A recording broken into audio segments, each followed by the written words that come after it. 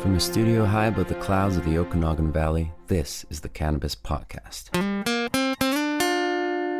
Exploring the world of Canadian cannabis culture, one toke at a time. Now, here's your host and bud tender, Gary Johnston. And let me welcome you back to the Cannabis Podcast. So happy to have you along for the ride. If this is your very first visit, well, an especially warm welcome for you. I hope you're looking for information about cannabis, because that's what the next 30 or 40 minutes is going to be filled with. If that's what you're looking for, well, you came to the right place. Now, before we get too much further along, let me remind you this program is intended only for those 19 or older in your jurisdiction, and is intended purely for entertainment and perhaps educational purposes. You should always consume your cannabis responsibly. In episode 144, it's a bit of a milestone. When we first started the Cannabis Podcast back on December 1st, 2018, I was doing it weekly because at that point I was not working. I was just consuming cannabis. And then I took my full-time job at Spirit Leaf in Kelowna, where I worked for almost the last 4 years. And that meant that I didn't have the time to do this weekly. But guess what? Since retirement has come along, this is the first episode, and the fact that it's a milestone, we're going back to doing it weekly. In episode 144, here's what we got to cover for you. A couple of stories from stratcan.com, one on a Kelowna store getting a $7,000 fine for not checking ID. From MJ Biz Daily, we talk about why isn't the cannabis Canadian market thriving like many expected it would be. And also from StratCan, an opinion piece from David Brown on what the Liberal government has done, and that is absolutely nothing with the cannabis file since legalization. And there is a new study that shows that there has been no significant change in use or disorder post-legalization, like many were suspecting there would be. And a new site that has come up that will be talking to one of the people responsible for it in the next episode of the Cannabis Podcast, and that's a site called weedoutmisinformation.ca.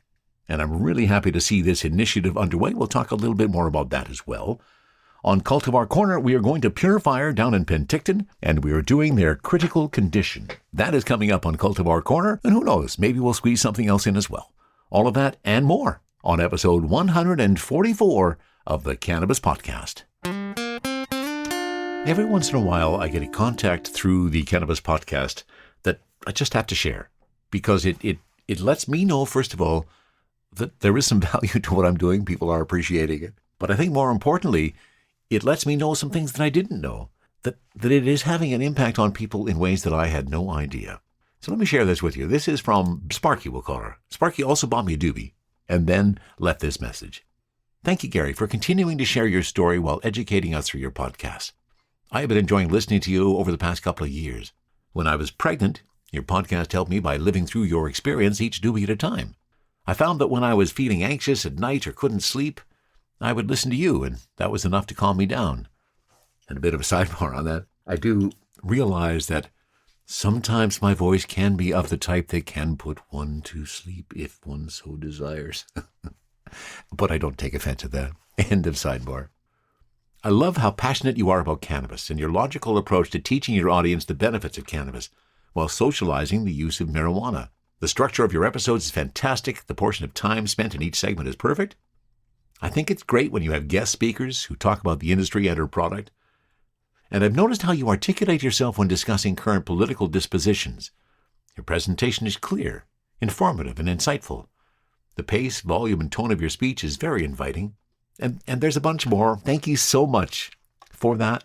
I really appreciate that. Anytime you contact me, just to hear that there is some other value, other than the fact that I'm just getting stoned and reading a bunch of stories about cannabis. That there is some benefit, some outcome on the other side that I had no idea about when I first started this. I had no idea that it would have that kind of an impact for some people. So thanks for letting me know, Becky, Sparky. I really appreciate that. And thanks for the doobie as well. And that seems like a pretty appropriate time to thank my supporters as well. So thanks to Jordana, Keith, and Jordan at buymeacoffee.com/cannabispodcast. You can go there too, just like Sparky did, and buy me a doobie if you like what you hear and you feel so inclined. Also want to thank my patrons at Patreon. Thanks to Tony, Roger, Rob, and Gage. I thank you so much for your support. And now, let's get to our first story. My thanks for this story to David Brown from stratcan.com. We take a lot of stories from StratCan. This was an expensive Valentine's Day for one cannabis store in Kelowna when a judge ordered them to pay a $7,000 fine for an employee forgetting to check ID. As a bit of a sidebar, I guess I can believe this has been going on. People have been getting liquor for years, right, underage. I guess it's naive of me to think that it shouldn't be happening in the cannabis world. It obviously is. End of sidebar. Quiero Cannabis in Kelowna was subject to a targeted inspection in July of 2023, in which an underage agent was sold a package of cannabis gummies. The employees on duty did not ask for the minor agent's ID or their age. In rendering their decision, the general manager of the BC Liquor and Cannabis Regulation Branch, the LCRB, ruled that store management did not take proper actions to ensure staff were properly checking ID, leading to the decision to implement the penalty of a $7,000 fine. For a first offense of this type, which was the case here, BC has a range of penalties such as a license suspension for 7 to 11 days and or a monetary penalty of $7,000 to $11,000. Quiero operates 4 cannabis retail stores in BC, including the Kelowna location, as well as Vancouver, Port Moody, and Victoria. BC's Minor as Agents Program, or MAP, utilizes young people under the age of 19 to test if cannabis and liquor stores in BC are checking IDs. The program works with 2 adult agents and 1 minor. One adult agent first enters the store to assess if it's safe for the minor to enter. If deemed safe, the minor then enters the store and selects a product to buy. If the purchase is made successfully, the minor agent then returns to a car where the second adult agent awaits to collect the product. At the same time, the first adult agent communicates the action to the store employees on duty. In this case, the branch alleged that the minor agent purchased a 5-pack of strawberry mango sours by Spinach for about $7. The store clerk, later identified as the manager on duty, sold the product to the minor. In their defense, representatives for Quiero discussed the chain's internal policies for staff training and practices for checking ID. In their ruling, the branch determined that the store had provided evidence that it had an adequate training program and an effective ID policy for teaching all its employees when and how to request ID. However, it also ruled that there was little evidence about how the policies are being implemented in the Kelowna store where the infringement occurred. The store noted that the manager on duty who sold the cannabis to the minor was suspended without pay for 5 days and had a written warning added to their file. Ultimately, BC determined that the store had not demonstrated due diligence in ensuring its policies were being properly taught and executed in its stores. The branch also recommended that the licensee consider introducing a pop-up question at its point-of-sale system, where an employee must answer yes or no to "Have you asked for ID?" before being able to complete a sale. The retailer may now apply for a reconsideration of this compliance order in accordance with BC law within 30 days. BC is sometimes more lenient in its rulings. In a case heard in 2023, it was found that a cannabis retailer was not responsible when an employee failed to check the ID of a customer. This was because the store demonstrated that it had an extensive training program in place. While the employee was fired for their oversight, the retailer, Eggs Canna, did not have to face a $7,000 monetary penalty or shut down for 7 days. So there has been a bit of this checking going on in the Kelowna market over the last few months. There was another store that actually did have its license suspended for a few days. It still amazes me that the staff in these stores are not checking ID, especially for people who look young. I mean, it is. You still do have to be 19 to purchase it.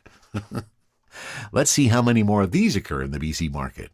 From the cannabis-infused studio in the clouds, this is the Cannabis Podcast. And to mjbizdaily.com for our next story, this one written by Matt Lamers. We've had a lot of stories by Matt Lamers over the years. This one is covering, why isn't Canada's cannabis market thriving? 5+ years after Canada legalized adult-use marijuana, the illicit market still is estimated to account for anywhere from 1/4 to more than half of all cannabis sales in the country.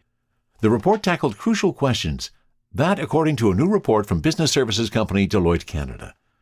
The report tackled crucial questions such as, what are the gaps between the illicit and legal markets in terms of product offerings, price, and operational tactics, and why isn't Canada's cannabis market thriving? To help fill the gaps, Deloitte and its partner, Neoboy, analyzed data from 624 private legal adult-use marijuana stores and 57 illegal ones. The 2 biggest takeaways for me are price convergence and how brazen the illicit websites are. Christopher McGrath, Deloitte Canada's senior manager and author of the report, told MJBiz Daily in a phone interview. Illicit websites offered almost twice as many products as legal competitors did, the analysis also found. Regulated recreational stores had an average of 538 stock-keeping units per store, which illicit operators had an average SKU count of 918. The illicit market has an enormous competitive advantage because they're not faced with the same regulations. They can flex and adapt on price easily. Their production is simple and cheap, and they can use pesticides, McGrath said. He suggested the upcoming Cannabis Act review, which is required to be released by the end of March, presents an opportunity to address issues facing the industry. Well, MJ Biz Daily asked 6 experts from across the country to answer the question, why isn't Canada's cannabis market thriving? Bina Goldberg, CEO of Organigram Holdings in Toronto, said, in today's challenged industry, many LPs are struggling. Profitability seems to be out of reach, and in many cases, these businesses are faced with tough choices. Pay suppliers, pay the bills, pay employees, or pay their excise duties. For the large number of cannabis companies in arrears, excise duties fall to the bottom of the payables list, and with good reason. For several years now, the Canada Revenue Agency, CRA, has not been enforcing excise collection. The problem is that this creates an unfair playing field for those competing in the space. Excise duties collected from the provincial wholesalers but not remitted to CRA are being used as a source of funding. In essence, improperly using the Canadian government as a financing vehicle. The result is that these LPs now have an advantage over producers who are diligently paying their taxes on time, such as Organigram, as those in arrears are essentially able to use excise payables as cash flow. From a tax policy standpoint, applying consistent penalties, payment plans, and enforcement when it comes to excise is critical to enabling the industry to consolidate as it should, which will inevitably support a thriving legal market. Julia Cameron, Vice President of Communications, Pure Sun Farms, Vancouver. All we hear about are the complexities and challenges we're up against in cannabis. But let's ask ourselves, what bright spots are being generated in profitability, performance, and productivity? What can we learn about what's working in Canada's most exciting emergent industry? Those who are seeing success have played it smart. They didn't just throw money around. They executed a measured approach characterized by prudent capital use, careful cash flow, strategic investments, and thoughtful product segmentation. They've leveraged the expertise of operators who've navigated tough regulations, economic headwinds, and razor-thin margins. They've maintained a realistic outlook, steering clear of inflated market assumptions and set and met reasonable expectations, and they realize they can't do it alone. They see the power in collaborating, embracing open-door policies with government, regulators, and even their competition. This is what we need to think about as we work to create thriving businesses in cannabis. Tamara Lovey, Chief Business Officer, Rose Life Science, and Board Treasurer of Cannabis Council of Canada. It's a matter of expectations. About 5 years ago, before legalization, the assumption was that the legal market size would be around $10 billion Canadian. Investments were made with this assumption. The issue is, we're just a little over halfway there. Although the legal market continues to grow year over year, for those who originally heavily invested with an assumption we would already be at $10 billion Canadian, their business model is not sustainable. Yes, excise tax is eating a disproportionate amount from licensed producers' profit and loss statements. It should have represented about 10% of gross sales. Instead, it's around 30%, which doesn't leave much for LPs to operate, to comply with regulations, to compete with illicit market pricing, or to reinvest. This has forced LPs to get creative in driving efficiencies to be profitable. Many are barely surviving, leaving room for the illicit market to thrive.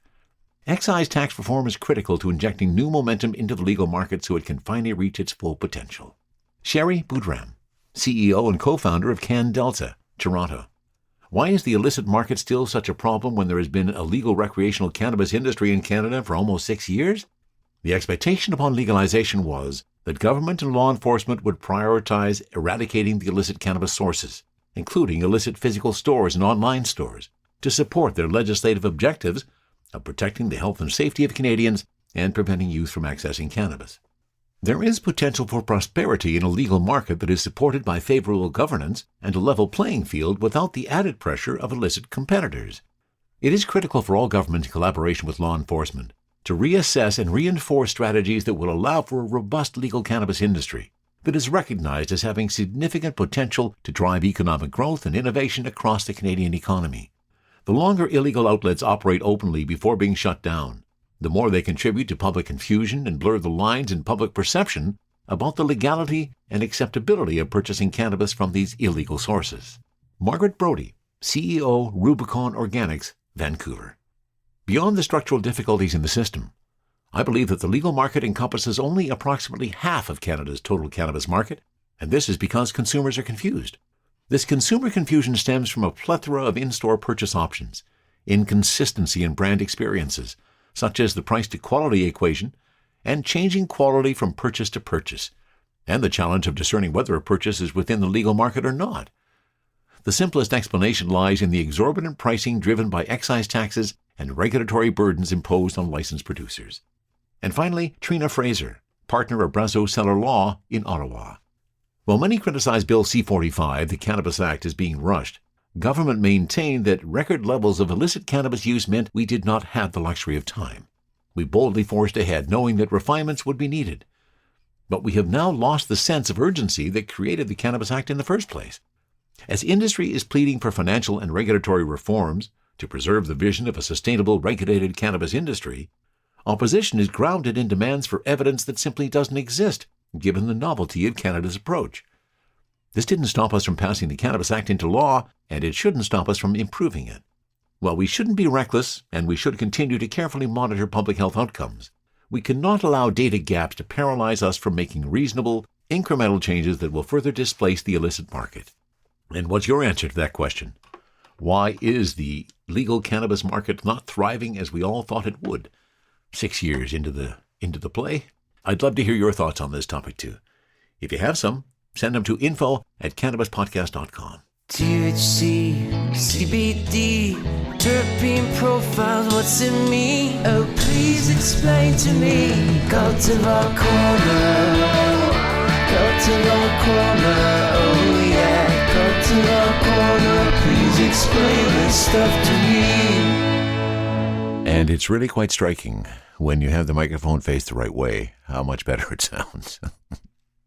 I wasn't stoned. First thing in the morning, I woke up, I sat down in the studio, a newly refined studio, so things are a little bit different. I had been doing some other stuff with the microphone. I pulled it over, I started recording Cultivar Corner, and then I realized, why is it so low? So let me start again. This is Cultivar Corner today. We are heading down to Penticton for Purefire Cannabis and their critical condition. Here is the jar pop. Oh, I got 3 buds in this jar, so they're all, about a little gram and a bit. Just beautiful. Just absolutely beautiful weed. Let me pull out one of those big buds. Oh, and fruity and sticky. Oh, just absolutely amazing. Really enjoying the jar appeal. Oh, just such a beautiful aroma as you pop open that jar. Let me tell you a little bit about Purefire. So purefireco.ca is where I'm getting this information. Unique cultivars, premium smoke. Unique, ultra-high quality flower and rare genetics are our bread and butter. Many of our strains have been developed in-house for over 40 years and are not available anywhere else. Our passion for breeding continues to this day as we're always searching for new and exciting genetics. Our extensive library includes cultivars with strong terpenes and rare profiles, and we're both excited and proud to share them with you. So they have some flower that you can buy today, that you can burn today on their site, Atomic Berry, Bamba No. 5. And then they have some coming soon, or stay tuned. And perhaps the website has not been updated. Because I have Critical Condition, which is one of the coming soon. THC on the website listed at 31.6, on my jar 29.9, so didn't quite hit that one. My total terpenes on the web 5.6, in my jar 5.57, which of course would be rounded up to 6. This is, oh God, that smells good. Critical Condition, meticulously bred in-house by Purefire. Critical Condition crosses Peyote Critical with Grape Cakehead. Selected from Jungle Boy's Grape Cakehead seeds, males were merged with Peyote Critical Pheno hunted from BC Smokehouse, resulting in a strain which flaunts plump, deep purple and dark blue buds, adorned with vivid green highlights. Accented with tangerine pistils and draped in crystal trichomes, its bouquet releases an enchanting blend of earthy sweetness with subtle clove nuances. And there is the definition I've been looking for. Definitely that earthy sweetness. God, that smells good. And the subtle clove nuances, a hint of spice that you're picking up on the end of it. Really, really quite impressed. Perhaps this is not the best plan. As you know, when I do Cultivar Corners, they're done first thing in the morning, so I get a fresh crack at my endocannabinoid system being raw and unused. Well, today, This is indicated as a fairly heavy indica, so this could be a nap day for me. I've got it all ready. Oh, the flower is just beautiful, and as I was pulling that out, my goodness, sticky, sticky, sticky. Like it just got so sticky on my fingers as I was breaking it up. And nothing feels better than a really sticky weed as you're rolling it up. So let's have a taste. This is Purefire Critical Condition, 29.9% THC, 5.6% terps.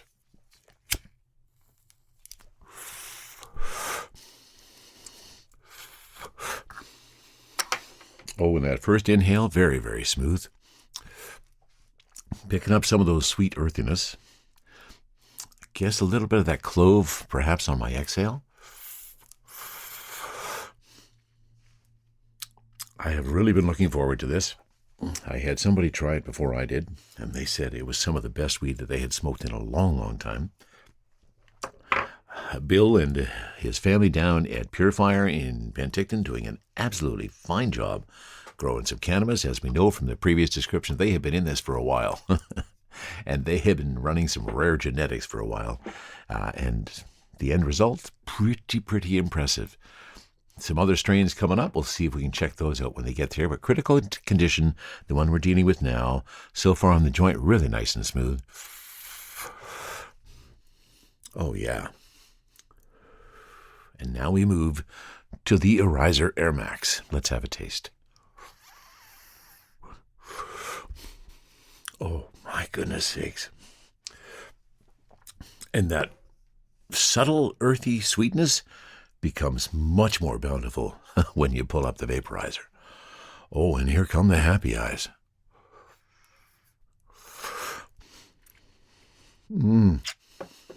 Oh, that is so nice and smooth through the Air Max.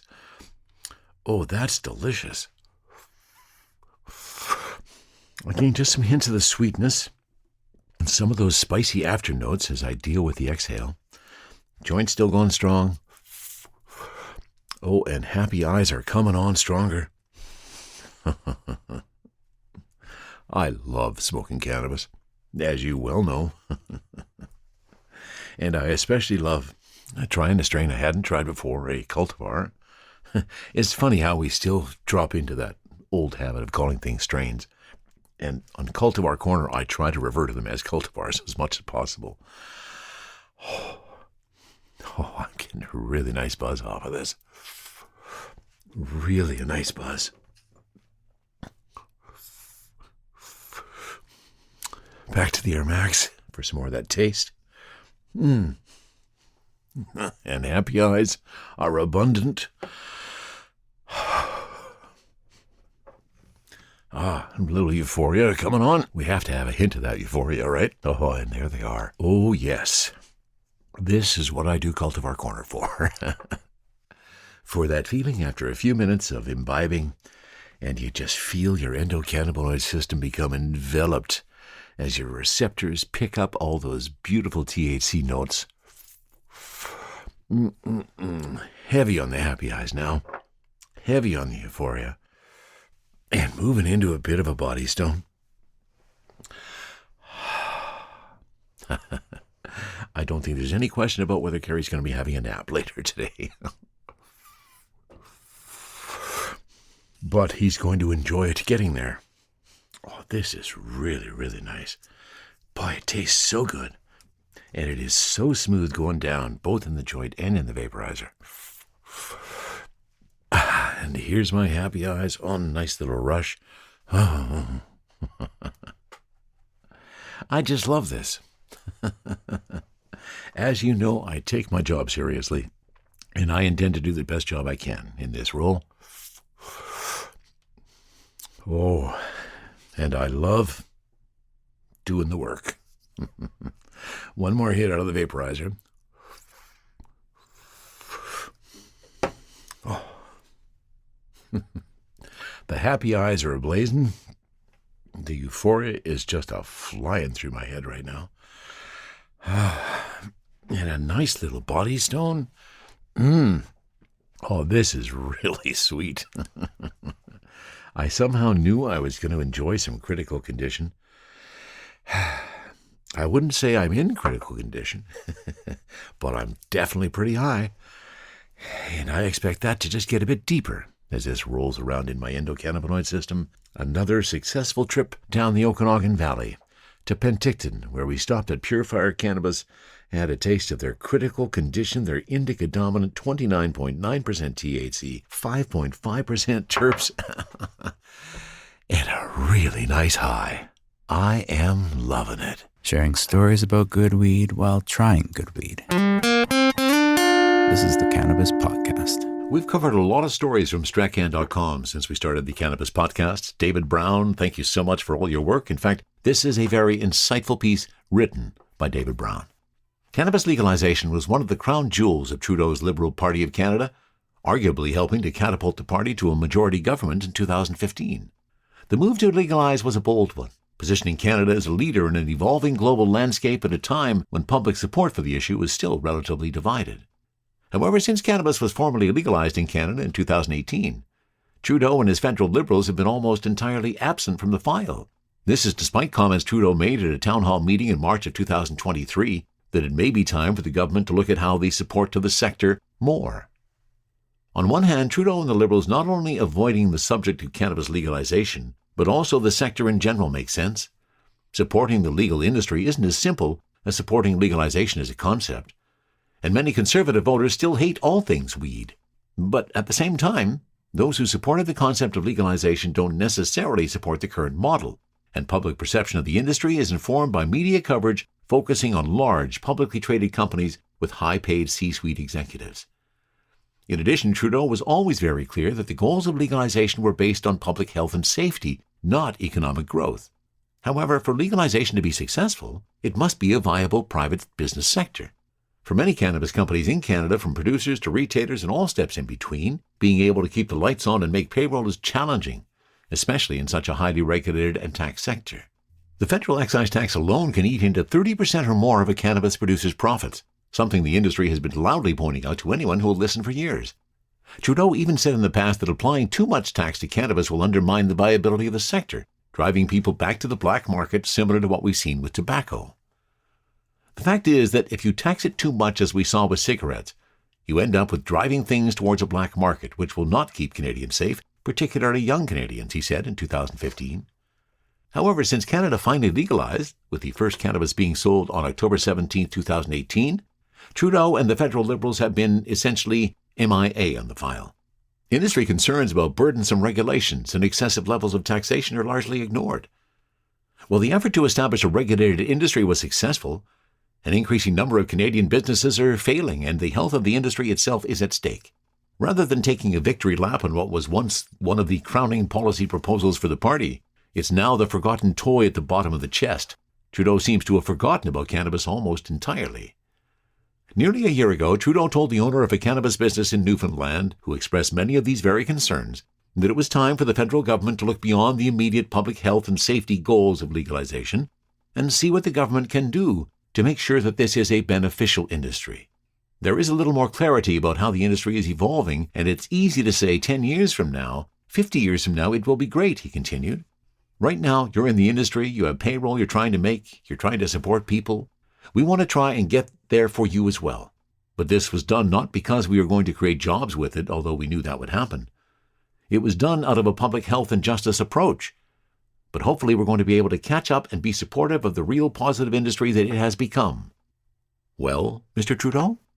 That's how David Brown finishes the article. Excellent job, David. Great thoughts on that. And you're absolutely right. They have been really missing in action on this file ever since legalization. It's like we have been shouting to the wind and nobody has been paying attention. Let's hope that changes sometime soon. Exploring the world of Canadian cannabis culture, one toke at a time. This is the Cannabis Podcast. I was contacted this week by Daniel Baer, who is a researcher at Humber College in Toronto, who has been studying cannabis for 20 years. In fact, you will hear a lot more from Daniel. He's going to be my guest on the next episode of the Cannabis Podcast. And one of the things we're going to be talking about is a new page that Humber has put out called Out Misinformation. It's a great resource, and I think it's only going to get better. Let me give you just a sample of what's happened or what happens on this Out Information page. Have you consumed too much cannabis? Well, here are some things you should know about that. They have a whole bunch of cannabis information. For example, I've just clicked on cannabis info. Can your setting and place affect your cannabis high? How to achieve your desired high?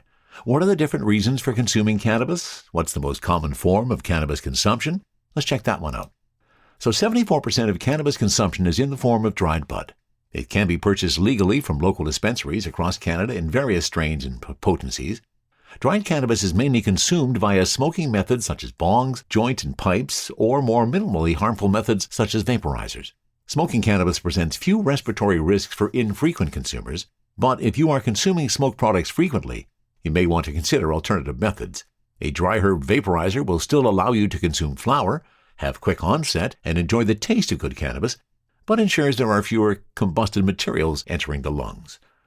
From my initial observation of this site, looks like it's very cool. Great information there, and their intent is just to expand that. They'll be doing further surveys, and that's one of the things that Daniel Baer and I will be talking about when he joins us on the next edition of the Cannabis Podcast. So if you want to check it out in advance, you'll find the link where all the links are with the Cannabis Podcast. You can go to weedoutmisinformation.ca for more. And we go to Strachan.com for our next story, which is kind of validating what many of us thought when cannabis was legalized. A new cannabis study is showing no significant change in rates of use disorder post-legalization. Despite fears that legalizing cannabis would lead to troubling increases in problematic cannabis use, a new study is once again showing these concerns were overhyped. Anyone who's around post-2015, from the toaster bud affair to the hysteria following Canadian Senator Nicole Eaton's revelation that 5 grams of cannabis is equivalent to 4 tokes, is well aware that a certain subset of Canadian politics has been staunchly afraid that the only possible outcome of recreational legalization could be widespread reefer madness and the full-blown undermining of any semblance of cultural and or economic normalcy that had been retained from the post-war boom, when everything was perfect for 15 or so years, and only degenerate criminals partook in the devil's lettuce. Despite this hyperbole, as with any movement of great effect, there were an array of reasonable concerns surrounding legalization from rational parties. And now that recreational legalization has been demonstrating its effect for some time in many jurisdictions, researchers have some solid data to work with in analyzing the validity of these concerns. Earlier this month, a new study from researchers at the Universities of Waterloo and Toronto examined one of these reasonable concerns, that of increased cannabis use disorder. For the purposes of this study, the presence of use disorder was determined using the Diagnostic and Statistical Manual of Mental Disorders criteria for cannabis dependence and abuse, the Cannabis Use Disorder Identification Test Revised, and the World Health Organization Alcohol, Smoking, and Substance Involving Screening Test, with researchers noting that these scales typically assess a combination of frequent use as well as negative consequences on employment, social relationships, and health. The study also notes that in terms of non-problematic use, the number of people who had used cannabis once in the last month, last 3 months, or last 12 months did increase. But was this also indicative of an increase in problematic use? The short answer is no. The long answer is also no. Researchers screened groups of people of varying ages for problematic cannabis use in 2018, 19, and 20. In 2018, 89.1% of subjects were rated as low risk for problematic risk versus 88% in 2020. Researchers concluded that overall, in the initial period following legalization in Canada, levels of problematic use have changed very little at the population level. According to this conclusion, researchers noted that modest differences in problematic use risk scores were observed based on various socio-economic indicators as well as race or ethnicity, indicating that future research should continue to monitor the prevalence of problematic cannabis use indicators, keeping these factors in mind to ensure that any potential drawbacks of legalization are not disproportionately impacting marginalized populations. In the past, other studies have arrived at similar conclusions. This study from October of last year concluded that while cannabis legalization in Canada was associated with greater perception of cannabis harm among young people, it was also easier access. This indicates that harm reduction messaging is having the desired effect, while ease of access to a regulated supply is ensuring that those who choose to partake aren't putting themselves at mortal risk by doing so. Also in 2021, the Journal of the American Medical Association published a survey of about 830,000 Americans. that showed cannabis use did not increase in any significant way following legalization in any of the states that had chosen to do so at that point. So while the widespread recreational legalization of cannabis has certainly increased access, availability, and safety, at present it does not seem that this has precipitated the kinds of doomsday scenario that conservative Senators Gladue and Eaton raised alarm bells over back in the early days, or even anything resembling them. And this was not hard to predict. Many of us thought that the hyperbole was way overblown in terms of all the dangers that were going to occur through legalization, and so many of them just have not occurred. What an evolving industry. On that note, let me thank you once again for being a listener. I truly appreciate the fact that you are here. And let's finish with a smile on our face one more time. Did you hear? There's a new company out there. They're planning to feed cows a diet of cannabis mixed in with their food. The claims are that the relaxed cattle will produce more milk and tender meat. The issue is that the legal costs of this are through the roof, and even the best estimates are that they won't turn a profit until 2034. The stakes have never been higher. And that wraps up episode 144 of the Cannabis Podcast. From the Cannabis-infused studio, high above the Okanagan Valley, this was the Cannabis Podcast.